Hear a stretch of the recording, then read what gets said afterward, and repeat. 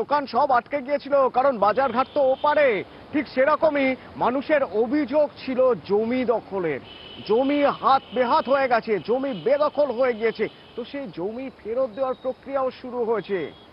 এক এক করে জমি ফেরত দেওয়ার প্রক্রিয়া শুরু হয়েছে। আপনারা দেখেছেন গত কয়েকদিন ধরে ক্যাম্প বসেছিল, যে ক্যাম্পে অভিযোগ জমা করা যাচ্ছে, যে ক্যাম্পে লিখিতভাবে অভিযোগ দেওয়া যাচ্ছে যে কার কি কি গিয়েছে, কার কি কি অভিযোগ, ঠিক জমি কতটা গিয়েছে, কার কত জমি ছিল, সেই জমি বেদখল হয়ে গিয়েছে, সেই অভিযোগও এসেছে। এখনো পর্যন্ত 61 জনকে জমি ফেরত দেওয়া হয়েছে।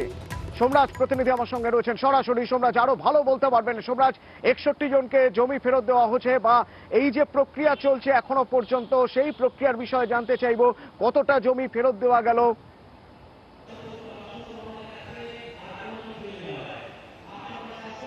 দেখো, একদমই সেই তালিকা আমাদের হাতে এসে পৌঁছেছে, যেখানে দেখা যাচ্ছে যে রাজ্য প্রশাসনের তরফে, বিশেষত রাজ্যের ভূমি ও ভূমি রাজস্ব দপ্তরের তরফে 61 জনকে সন্দেশখালীতে জমি ফেরত দিয়ে দেওয়া হলো। মূলত শেখ শাহজাহান সহ তার ঘনিষ্ঠ তৃণমূল নেতাদের বিরুদ্ধে অভিযোগ উঠেছিল যে তারা সন্দেশখালীর একাধিক গ্রামবাসীর জমি দখল করে রয়েছে। সেই অভিযোগগুলি জানানোর জন্য রাজ্য সরকারের তরফে ক্যাম্প খোলা হয়। সেই ক্যাম্পে অভিযোগ জানান এলাকার গ্রামবাসীরা। তার সেই অভিযোগগুলি পাওয়ার পর রাজ্যের ভূমি ও ভূমি রাজস্ব দপ্তরের আধিকারিকরা এবং উত্তর 24 পরগনা জেলা প্রশাসনের তরফে অভিযোগগুলি তদন্ত করা হয়। সেই তদন্তের শেষে দেখা যাচ্ছে এখনো পর্যন্ত 61 জনের যে অভিযোগ, সেই অভিযোগের সত্যতা প্রমাণিত হয়েছে। গত 22 ফেব্রুয়ারি থেকে 24 ফেব্রুয়ারি পর্যন্ত 61 জনকে জমি ফেরত দিয়ে দেওয়া হলো। আমাদের হাতে যে তালিকা এসে পৌঁছেছে, সেই তালিকায় দেখা যাচ্ছে যে তাদের নাম, অর্থাৎ কাদের জমি দখল হয়েছিল, কত শতাংশ জমি দখল হয়েছিল, সেই জমি কোথায় ছিল এবং জমির পরিমাণ কত ছিল। 4টে আলাদা আলাদা কলামে ভাগ করে নির্দিষ্টভাবে তালিকা প্রকাশ করেছে রাজ্য প্রশাসন এবং উত্তর 24 পরগনা জেলা প্রশাসন।